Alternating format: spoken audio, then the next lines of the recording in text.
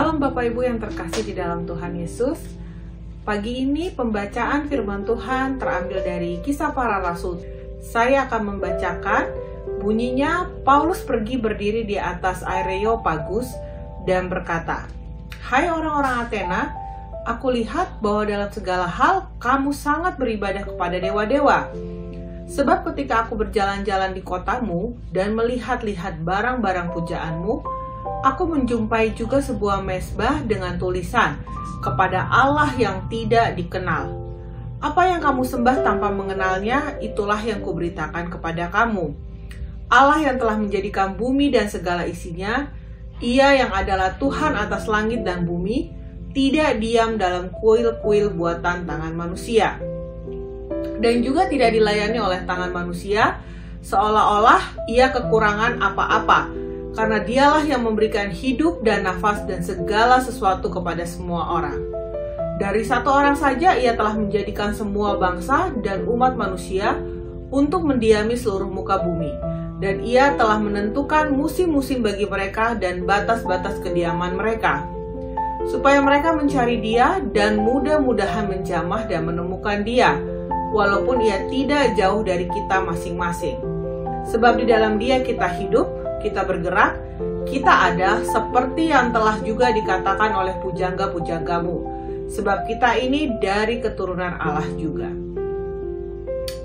Paulus memulai dengan sebuah keprihatinan. Paulus sedih melihat kota Athena dipenuhi patung-patung berhala. Selain dikenal juga karena dewa-dewanya, kota Athena dikenal karena pertumbuhan filsafatnya.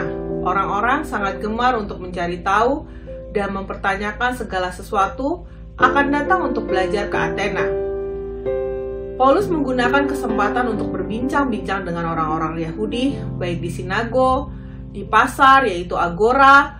Setiap hari Paulus berbincang-bincang di sana, sampai akhirnya ada orang ahli pikir dari golongan Epikuros dan Stoa tertarik dengan apa yang Paulus ajarkan, sehingga mereka mengajak Rasul Paulus untuk berjumpa di Areopagus.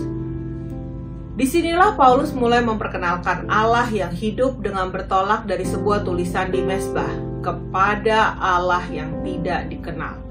Paulus memperkenalkan Allah yang hidup lewat hal-hal yang dekat dengan keseharian orang Athena. Dalam ayat 24-28, kita dapat melihat bagaimana Paulus menjelaskan kehadiran Allah yang tidak dikurung dalam kuil-kuil, melainkan dekat dengan masing-masing orang. Paulus juga menjelaskan asal-muasal hidup, gerak, dan keberadaan manusia. Hal-hal seperti ini sangat dekat dengan cara berpikir dan gaya hidup orang di Athena. Apakah Paulus selalu membuat semua orang percaya? Jawabannya tidak.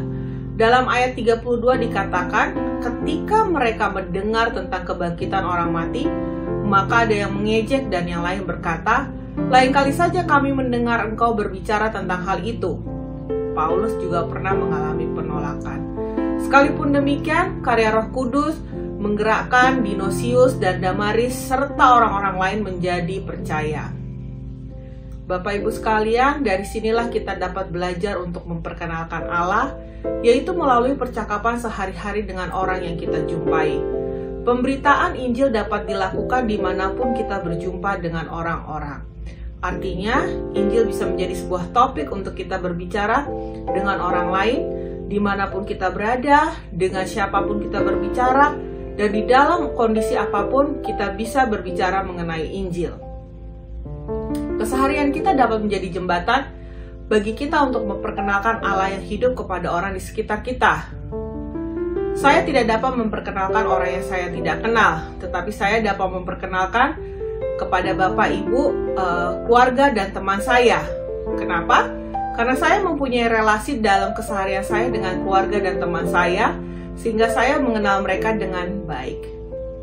Demikian juga Paulus. Paulus dapat memperkenalkan Allah kepada orang lain, karena Paulus sudah terlebih dahulu mengenal Allah dengan baik.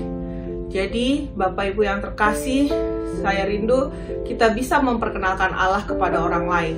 Mulailah mengenal Allah dengan baik dalam kehidupan saudara.